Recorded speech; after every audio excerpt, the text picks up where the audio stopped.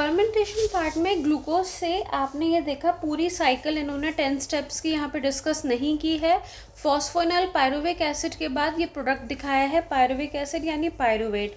जैसा हमने डिस्कस किया था एनारोबिक रेस्पिरेशन में लैक्टिक एसिड फर्मेंटेशन में वो लैक्टिक एसिड में कन्वर्ट हो जाएगा, इथेनॉल फर्मेंटेशन में आपका अल्कोहलिक फर्मेंटेशन में इथेनॉल प्लस CO2 में कन्वर्ट हो जाएगा। अब ये जो पायरुविक एसिड है इसमें आप एक और चीज़ नोट करना, पीछे आपने क्या पढ़ा था, रिडक्शन पढ़ा था, NADH बन रहा था, लेकिन यहाँ पर NAD+ बन गया, यानी यहाँ पर क्या हो गया, oxidation. Same in the case of pyruvic acid. क्यों बना ये NAD+? ये इसलिए बना क्योंकि अब इनकी साइकिल और इन्हें रिक्वायरमेंट नहीं है। अब इनको ना तो क्रेब्स साइकिल की ज़रूरत है, ना ही इन्हें किसी और साइकिल की ज़रूरत है। इनका काम एनारोबिक वालों का यहीं पे कंप्लीट हो गया, तो ये इनका लास्ट स्टेप है, तो इस वजह से NAD+ बन गया दोनों ही जगहों पर। ठीक है, अब आगे बढ़ जाते हैं।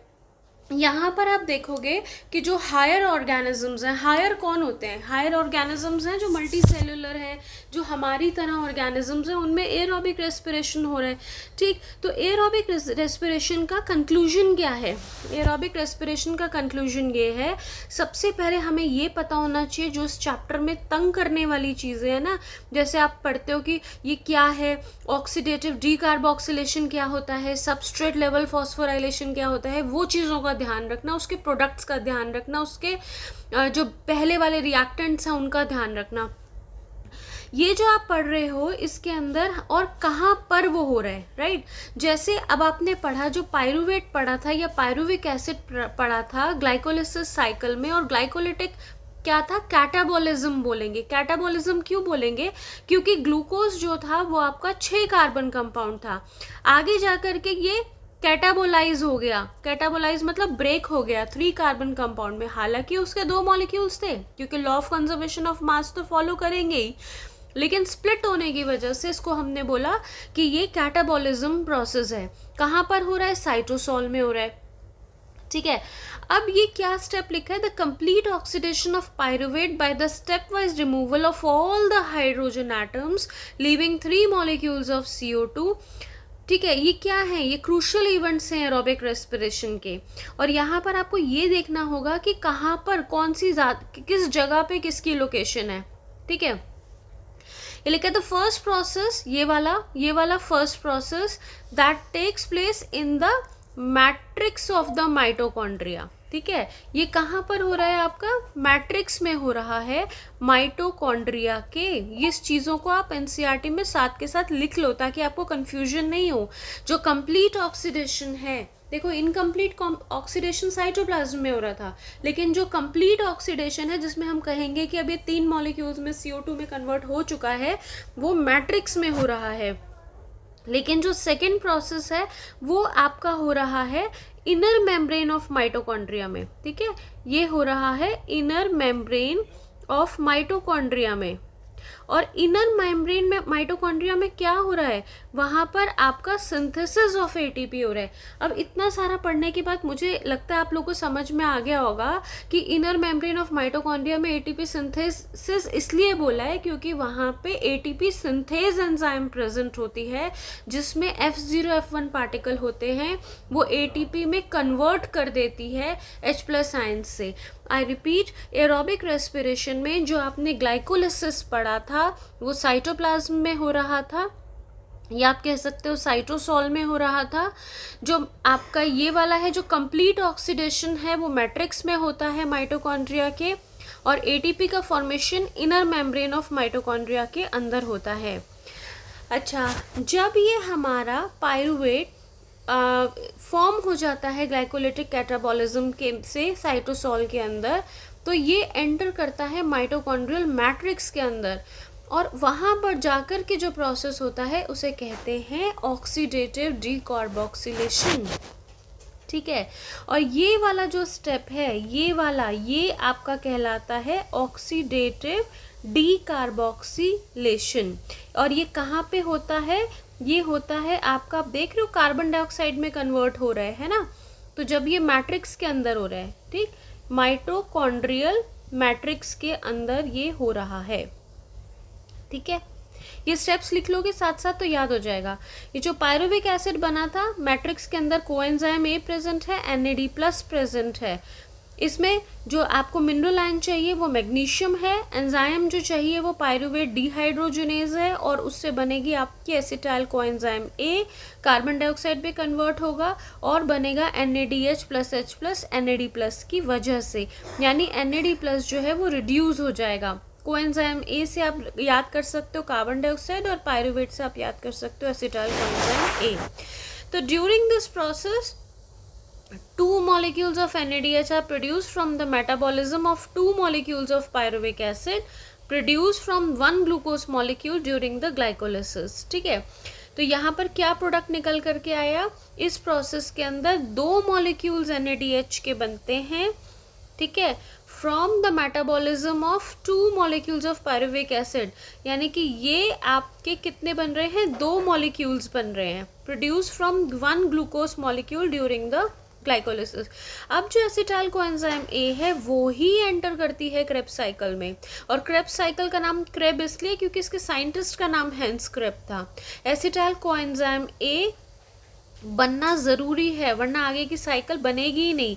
TCA साइकिल, यानी TCA साइकिल में एक चीज़ ध्यान रखना कि TCA साइकिल के अंदर जो इसका नाम होता है वो होता है सबस्ट्रेट लेवल फॉस्फोराइलेशन। नाम जो है वो ज़रूरी है याद करने, ठीक है। अब पायरुवेट 3 कार्बन कंपाउंड था, हमने पढ़ लिया ये वाला, ऑक्सीडेटिव डीकार्बोक्सिलेशन के टाइम पर एसिटाइल कोएंजाइम ए बन गया 2 कार्बन कंपाउंड। ऑक्जेलो एसिटिक एसिड जो था ये आपका फर्स्ट प्रोडक्ट होता है हैच एंड स्लैक का, ये रेस्पिरेशन में पढ़ेंगे हम अभी। एसिटाइल कोएंजाइम ए प्लस ऑक्जेलो एसिटिक, देखो 4 है ये 2 है, तो क्या प्रोडक्ट बना 6, तो 4 + 2 मतलब 6। तो ये वाला जो है सिट्रिक एसिड जो है ये हो गया इसका फर्स्ट प्रोडक्ट, ठीक है, सिट्रिक एसिड हो गया इसका फर्स्ट प्रोडक्ट, तभी इसका नाम सिट्रिक एसिड है। अब सिट्रिक एसिड से क्या बना, alpha ketoglutaric acid, alpha ketoglutaric acid से बना सक्सिनिक एसिड, सक्सिनिक एसिड से बना मैलिक एसिड, मैलिक से बना ऑक्सैलो एसिटिक एसिड।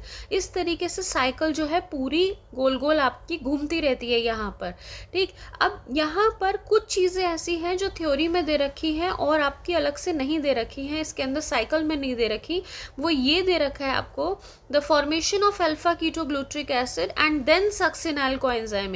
तो यहाँ पर बीच वाला जो है यहाँ पर आप ऐड कर सकते हो साइकिल के अंदर कि यहाँ पर बीच में सक्सिनाइल कोएंजाइम ए भी बन रहा है, और सक्सिनाइल कोएंजाइम ए जो है that is oxidized to OAA allowing the cycle to continue, ठीक है।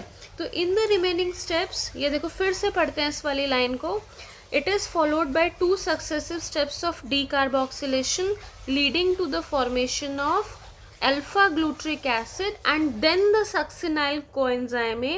in the remaining steps of citric acid cycle जो ये succinyl coenzyme A है ये ऑक्सीडाइज हो जाता है to AA allowing the cycle to continue। Succinyl coenzyme A जो है ये आपका ऑक्सीडाइज हो जाएगा OAA में, ताकि आगे की साइकिल चल पाए। During the conversion of succinyl coenzyme A to succinic acid, ठीक है, ये कन्वर्ट हो गया। बीच वाला स्टेप ये था इसका। एक जो GTP है, GTP क्या होता है, गुआनोसाइन ट्राइफॉस्फेट, वो भी सिंथेसाइज होता है। इसका मतलब ये नहीं कि ATP नहीं बन रहा, ATP भी बन रहा है, GTP भी बन रहा है। अब इसके अंदर ये लिखा है साइमल्टेनियस सिंथेसिस ऑफ ATP, ठीक है। ये क्वेश्चन PYQ में पहले आया हुआ है, क्योंकि इन्होंने साइकिल में ATP मेंशन नहीं कर रखा है तो इसलिए ATP पे फोकस करा था। इन्होंने पूछा था क्वेश्चन में कि ATP इसमें बनता है या नहीं बनता है। Also there are 3 points in the cycle जिसमें आप देखोगे कि NAD+ जो है वो रिड्यूस हो जाता है NADH+H+ में, और FAD+ रिड्यूस हो जाता है FADH2 में। तो जो ये कॉन्टिन्यूड ऑक्सीडेशन होती है एसिटाइल कोएंजाइम ए की via the TCA cycle requires the continued replenishment of ऑक्जेलो acetic acid, यानी कि ऑक्जेलो एसिटिक एसिड जो है इसका कॉन्टिन्यू रिप्लेनिशमेंट चाहिए ही चाहिए, वरना साइकिल चलेगी नहीं आगे। The first member of the cycle, The continued oxidation of acetyl coenzyme A via the TCA cycle requires the continued replenishment of oxaloacetic acid. The first member, अब देखो इसमें कंफ्यूज नहीं होना है बिल्कुल भी। यहाँ जो मैंने आपको सिट्रिक एसिड बताया ये फर्स्ट प्रोडक्ट बताया था, ऑक्सैलोएसिटिक एसिड पहला मेंबर बताया है। इन दोनों में ध्यान रखना, ये दोनों में कंफ्यूज नहीं होना है। इसके अंदर पहला मेंबर है ये और ये पहला प्रोडक्ट है, ठीक है। तो आई थिंक इससे आपको क्लियर हो गया होगा। और बाकी मैं आपको रिएक्शन के थ्रू बता देती हूँ। इसमें पायरुविक एसिड, NAD+, FAD+, क्योंकि ये सारे आपके इन्वॉल्व हो रखे हैं इसके अंदर, मेटाबॉलिक वाटर, ADP, क्योंकि यहाँ पर ATP बनेगा, एनर्जी बन रही है। तो पायरुविक एसिड से कार्बन डाइऑक्साइड बन गया, NAD+ का रिडक्शन हो गया, FAD का भी रिडक्शन हो गया, और आपका पानी जो है वो स्प्लिट हो गया H+ में। तो ये वाला साइकिल क्या कहलाएगी? Substrate level phosphorylation. Now glucose has been broken down to release the carbon dioxide, and 8 molecules of NAD+, H+, and 2 of FADH2 have been synthesized beside just 2 molecules of ATP in TCA cycle, and this is the important result of TCA. हर चीज़ में ध्यान रखना कहाँ पे हो रही है, cycle का नाम क्या है, लोकेशन के अलावा उसका रिजल्ट क्या है। अकेली क्रेब्स साइकिल का रिजल्ट अलग होगा, अकेली TCA साइकिल का रिजल्ट अलग होगा, ग्लाइकोलिसिस का रिजल्ट अलग होगा, और नेट रिजल्ट बाद में जो पढ़ेंगे वो अलग होगा, ठीक है। तो यहाँ पर ये ध्यान रखो कि ये कितनी ज़्यादा एनर्जी यील्डिंग है। 8 मॉलिक्यूल बन रहे हैं यहाँ पर NADH+H+ के, 2 मॉलिक्यूल बन रहे हैं FADH2 के, और 2 मॉलिक्यूल बन रहे हैं ATP के, ठीक है। क्लियर है ये वाली चीज़? आगे बढ़ते हैं ETS पे। ETS का मतलब होता है इलेक्ट्रॉन ट्रांसपोर्ट सिस्टम। अगेन नाम आ गया, ऑक्सीडेटिव फॉस्फोराइलेशन। देखो अगर सिंपल फॉस्फोराइलेशन होता है तो उसका मतलब होता है ATP सिंथेसिस, ठीक है। अगर आपका होता है फोटोफॉस्फोराइलेशन तो इसका मतलब होता है कि ATP synthesis in the presence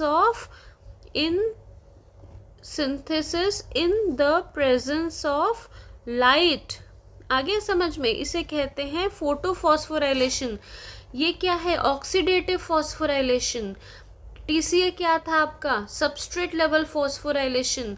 oxidative decarboxylation क्या था? लिंक रिएक्शन, जहां पर एसिटाइल कोएंजाइम ए बन रहा था। ये है आपका ETS। ETS मतलब ऑक्सीडेटिव फॉस्फोराइलेशन, ठीक है। अब आ जाओ ETS के ऊपर। यहाँ मैंने आपको बहुत अच्छे से बताया था बार बार हर कॉम्प्लेक्स में कौन सी एंजाइम रिलीज हो रही है। वो 25 में ये वाला क्वेश्चन आया हुआ है, पहला ही क्वेश्चन था ये वाला। कॉम्प्लेक्स 1 जो होती है उसके अंदर एंजाइम प्रेजेंट होती है NADH डिहाइड्रोजनेज। कॉम्प्लेक्स 2 में एंजाइम होती है सक्सिनेट डिहाइड्रोजनेज। कॉम्प्लेक्स 3 के अंदर होता है साइटोक्रोम BC1। कॉम्प्लेक्स 4 के अंदर एंजाइम होती है साइटोक्रोम C ऑक्सीडेज। और ATP सिंथेज होती है आपकी कॉम्प्लेक्स 5 के अंदर, ठीक है। तो मेन जो ATP प्रोड्यूस होगा वो यहाँ पर होगा, कॉम्प्लेक्स 5 के अंदर होगा। ये बहुत अच्छे से याद होना चाहिए। ये फिगर के अंदर से ही पता चल रहा है आपको कहाँ पे हो रही है, लोकेशन क्या है इसकी। ये आपको पूरा का पूरा ETS कहाँ पर होता है? माइटोकॉन्ड्रिया के अंदर होता है, ठीक है। तभी आपको यहाँ पर पूरा दिखा रखा है कि मैट्रिक्स ये है, इनर माइटोकॉन्ड्रियल मेम्ब्रेन है, ये इनर मेम्ब्रेन स्पेस है, ठीक है। इसका ETS का भी एंड प्रोडक्ट पे ध्यान देना। इसके अलावा एक और चीज़ है यहाँ पर जो आपकी दे रखी है, साइटोक्रोम C। ये एक छोटा सा प्रोटीन है जो अटैच्ड होता है outer surface of the inner membrane पर और एक्ट करता है as a mobile carrier, transfer करने के लिए electrons between the complex 3 and complex 4। Complex 3 और कॉम्प्लेक्स 4 के अंदर जब इलेक्ट्रॉन्स को ट्रांसफ़र करना होता है तो साइटोक्रोम C एक छोटा सा प्रोटीन जो आउटर सरफेस पे प्रेजेंट होता है मोबाइल कैरियर की तरह काम करता है, ठीक है। ATP सिंथेस का तो आप कॉम्प्लेक्स 5 में बहुत बार पढ़ चुके हो कि इसका रिजल्ट क्या होता है, ATP की प्रोडक्शन करना। तो the number of ATP molecule synthesize depends upon the nature of electron donor. यहाँ का जो इम्पोर्टेंट रिजल्ट है वो ये है कि एक मॉलिक्यूल जो है NADH का वो देता है 3 मॉलिक्यूल ऑफ ATP, ठीक है, और एक मॉलिक्यूल ऑफ FADH2 देता है 2 मॉलिक्यूल्स ऑफ ATP। तो इस चीज़ का ध्यान रखना, ये वाले इंपॉर्टेंट पॉइंट्स है जिन्हें मार्क करवा रही हूँ मैं आप लोगों को। The presence of oxygen is vital since it drives the whole process by removing the hydrogen. मतलब ऑक्सीजन जो है वो इसलिए वाइटल है, इम्पॉर्टेंट है, क्योंकि ये पूरे प्रोसेस में हाइड्रोजन को रिमूव करती है फ्रॉम द सिस्टम। ऑक्सीजन जो है वो एक्ट करती है as the final hydrogen acceptor, ठीक है, as the final hydrogen acceptor. ये फोटोफॉस्फोराइलेशन में आपसे डिस्कस कर चुकी हूँ कि लाइट एनर्जी जो है उसकी प्रेजेंस में ATP का फॉर्मेशन होना। ये जो आप पढ़ रहे हो पूरा का पूरा ये वाला प्रोसेस जो है ये ऑक्सीडेशन रिडक्शन रिएक्शन भी कहलाता है, क्योंकि यहाँ पर प्रोटॉन ग्रेडियंट्स जो हैं वो चाहिए होते हैं फॉस्फोराइलेशन के लिए। यहाँ पर ऑक्सीडेशन और रिडक्शन दोनों ही प्रोसेसेस इन्वॉल्व हैं, इसीलिए रीज़न से इसको ऑक्सीडेटिव फॉस्फोराइलेशन भी कहते हैं, ठीक है। ये बहुत ही ज़्यादा ETS जो है मेन है एनर्जी रिलीज़ करने वाला, क्योंकि यहाँ पर ATP सिंथेस प्रेजेंट होता है। हर 4H प्लस पे for each ATP produce 4H plus passes through F0 from the inter membrane. यहाँ से आप नोट करोगे कि ATP फॉर्मेशन होती है, ठीक है। ये क्या दे रखा है, F0 जो एम्बेडेड है अंदर माइटोकॉन्ड्रियल स्पेस में मेम्ब्रेन्स के बीच में, F1 पेरिफेरी पे प्रेजेंट है। ये 2H प्लस बाहर निकलते रहते हैं और ATP जो है वो बनता रहता है, यानी प्रोटॉन्स की वजह से बनता है, ठीक है। ये क्लियर हो गया। अब आ जाओ रेस्पिरेटरी बैलेंस शीट पर। रेस्पिरेटरी बैलेंस शीट में आपको पूरा बता रखा है, ये सारी जो साइकिल्स हैं सिक्वेंशियल वे में और ऑर्डरली पाथवे में चलती है। पहले ग्लाइकोलिसिस होती है, फिर TC और फिर ETS होती है। NADH जो है वो सिंथेसाइज होता है ग्लाइकोलिसिस के अंदर और फिर वो ट्रांसफ़र हो जाता है माइटोकॉन्ड्रिया में, ताकि वहाँ पर उसकी ऑक्सीडेटिव फॉस्फोराइलेशन हो पाए। मतलब ये किसकी बात कर रहे हैं, ETS की बात कर रहे हैं। None of the intermediates in the pathway utilize to synthesize any other compound. मतलब जो आपको दे रखा है यही चीज़ें बनती हैं, ठीक है, कोई भी दूसरा कंपाउंड नहीं बनेगा इसमें। Only the glucose is being respired, केवल ग्लूकोज का ही रेस्पिरेशन होता है। ग्लाइकोलिसिस में ग्लूकोज ही एंटर कर सकती है, no other alternative substrates are entering in the pathway, ठीक है। नेक्स्ट जो अब आता है ये जो आपने पढ़ा, fermentation accounts for only a partial breakdown of glucose, whereas in aerobic respiration ये कम्प्लीटली डिग्रेड हो जाता है CO2 और H2O में। फर्मेंटेशन में क्योंकि इथेनॉल और लैक्टिक एसिड बनती है तो वो पार्शियल ब्रेकडाउन है। In fermentation there is a net gain of only 2 molecules of ATP। Fermentation में केवल 2 मॉलिक्यूल्स ही बनते हैं ATP के, ठीक है। तो for each of the glucose degraded to pyruvic acid whereas many more molecules of ATP are generated under the aerobic conditions, और ये हम डिस्कस कर चुके हैं। 38 ATP बनते हैं आपके एरोबिक में। NADH जो है वो फाइनली ऑक्सीडाइज हो जाता है NAD प्लस में, ये आप देख चुके हो फर्मेंटेशन में, लेकिन वो बहुत स्लो प्रोसेस है। और यही प्रोसेस NADH से ऑक्सीडाइज होना NAD प्लस में बहुत विग्रस प्रोसेस है एरोबिक रेस्पिरेशन में। एम्फीबॉलिक पाथवे का मतलब होता है कि अदर जो हैं जैसे फैट्स हैं, प्रोटीन्स हैं, कार्बोहाइड्रेट्स हैं, तीनों के तीनों अल्टीमेटली कन्वर्ट होते हैं एसिटाइल कोएंजाइम में। फैट्स जो है सिंपलर में कन्वर्ट होने के बाद फैटी एसिड और ग्लिसरॉल से डायरेक्टली कन्वर्ट होता है, लेकिन कार्बोहाइड्रेट पहले ग्लूकोज में और फिर पूरे 10 स्टेप्स के बाद पायरुविक में और then into the acetyl coenzyme में। प्रोटीन्स जो हैं वो भी पायरुविक में लेकिन then into the acetyl coenzyme में। मतलब मेंबर फर्स्ट मेंबर जो है क्रेब्स साइकिल का एसिटाइल कोएंजाइम A है, एसिटाइल कोएंजाइम ही केवल एंटर कर सकता है। फिर आता है रेस्पिरेटरी क्वाड्रेंट, इसमें ये फॉर्मूला याद कर लो, वॉल्यूम ऑफ CO2 इवॉल्व, कितनी कार्बन डाइऑक्साइड इवॉल्व हुई, कितना ऑक्सीजन कंज्यूम हुआ, ये क्वेश्चन दे रखी है। तो कार्बोहाइड्रेट में RQ वैल्यू क्या होती है, RQ वैल्यू कार्बोहाइड्रेट्स के अंदर 1 होती है, ये बता रखा है क्वेश्चन से। कार्बन डाइऑक्साइड 6 यहाँ से ले लिए, 6 यहाँ से ऑक्सीजन ले ली, 1 आ गया। उसके बाद आप देखोगे फैटी एसिड ट्राइपैल्मेटिन की बात हुई तो ये आ गया 0.7, ठीक है, यानी कि लेस देन 1 भी आ सकता है MCQs में। प्रोटीन्स के अंदर देखोगे तो RQ वैल्यू होती है 0.9, ठीक है। तो इसको भी कर लेना, आई थिंक ये समझ में आ गया होगा। अगर अभी भी तुम लोगों को लगता है कि समझ में नहीं आया है तो उस पर्टिकुलर पार्ट की फ़ोटो खींच के भेजो और मैं उसकी स्क्रीन रिकॉर्डिंग करके आपको भेज दूँगी।